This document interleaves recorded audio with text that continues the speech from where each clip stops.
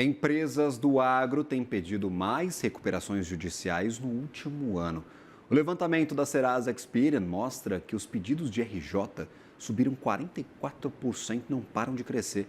Para falar mais sobre este assunto e como ele tem prejudicado o setor, eu chamo agora à nossa tela o repórter Gustavo Lustosa. Seja bem-vindo, Gustavo. Sempre um prazer tê-lo por aqui. RJ é um negócio que sempre preocupa quando a gente fala de agronegócio.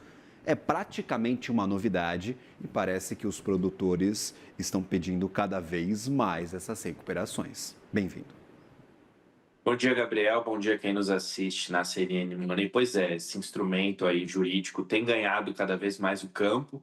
Claro que se a gente olhar para um cenário aí de 1.400.000 produtores que tomaram crédito nos últimos 2 anos, a gente falar de algumas centenas ainda é um número pequeno, mas que mostra uma tendência de alta.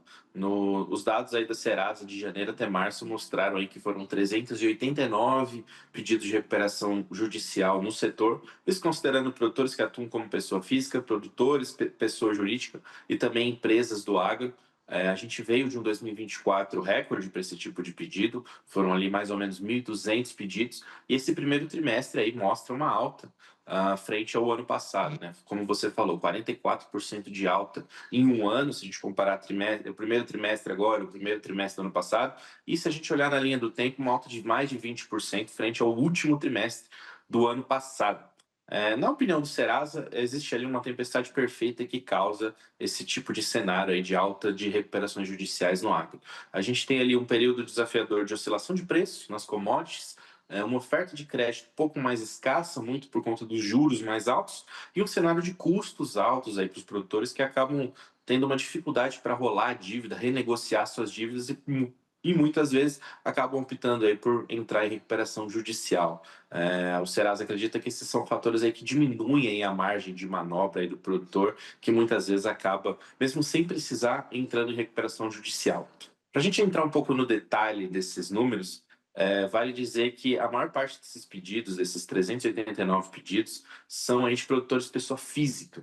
Foram 195 RJs aí nessa categoria, e a maior parte deles, ou seja, o público que mais pede RJ, que mais pediu RJ nesse primeiro trimestre, foram os arrendatários de terra, ou seja, são produtores que não são donos de terra, eles simplesmente, entre aspas, alugam uma terra para operar.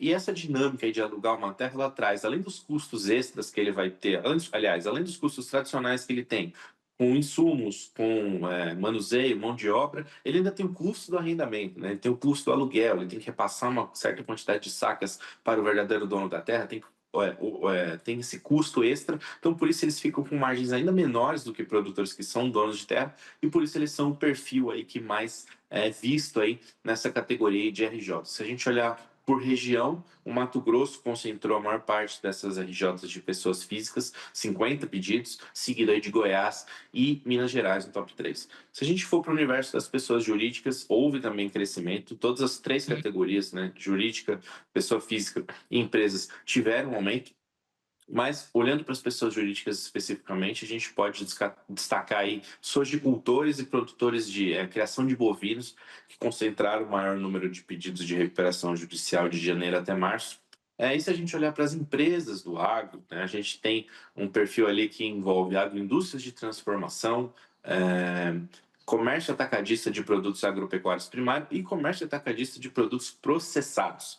No caso aí das empresas, Goiás foi o estado com mais RJs. Goiás é um estado que, ele, entre aspas, está no agro há mais tempo do que Mato Grosso, mas que Mato Grosso seja o maior produtor, ainda é um estado mais novo na produção agrícola, então Goiás concentra mais empresas naturalmente, então por isso que tem essa relação.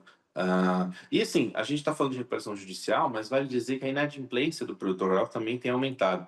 Dados aí recentes do próprio Serasa também mostram que a inadimplência do setor chegou ali mais ou menos 7,9%, um índice aí que é 0,3 ponto percentual mais alto do que o final do ano passado e 0,9 ponto percentual superior ao mesmo trimestre lá de 2024. Então, claro, voltando ao tema, é muito pouco ainda no universo de mais de 1.200.000 produtores que tomaram crédito, mas chama atenção porque mostra uma tendência de alta aí de recuperações judiciais no agro, com esse perfil aí mais focado na soja, mais focado no centro-oeste. mas mais um trimestre para ficar de olho, mas sem pensar que isso é uma crise sistêmica, sem pensar que é o agro que está em crise. São alguns casos de produtores aí que tiveram essa tempestade perfeita, vieram de anos muito bons no começo da década de 2020 e depois encontraram ali um solavanco e agora estão começando aí a ter esses resultados desses solavancos nas recuperações judiciais. A gente também tem visto um crescimento das recuperações extrajudiciais, mas aí não faz parte desse levantamento. Mas, de qualquer forma, é muito importante aí ficar atento aí com o produtor, mas principalmente quem dá o crédito tem que cada vez mais se atentar ao nível ali que esse produtor consegue pagar, e números do Serasa aí mostram que são números que continuam em altas recuperações judiciais no agro, Gabriel. Perfeito. Atenção total para o setor. A gente já viu uma tendência de crescimento abrupto desde 2022. Foi assinada a lei número 14.112 lá em 2021. No finalzinho de 2021, a gente teve uma mudança estrutural nesse processo desse mecanismo de recuperação judicial de pequenos produtores rurais. Então, temos um crescimento já há alguns anos. Nada de crise, pelo menos para todo o agronegócio, a gente vê essa ferramenta sendo utilizada com maior frequência por um maior número de produtores, situação apertada em alguns setores especificamente. Gustavo, sempre prazer tê-lo por aqui, meu amigo, nos ajudando a entender esses movimentos do agronegócio. Um ótimo dia, um bom trabalho a você e toda a equipe do AgFeed. Eu que agradeço, Gabriel. A mesma coisa para vocês. Agradecido.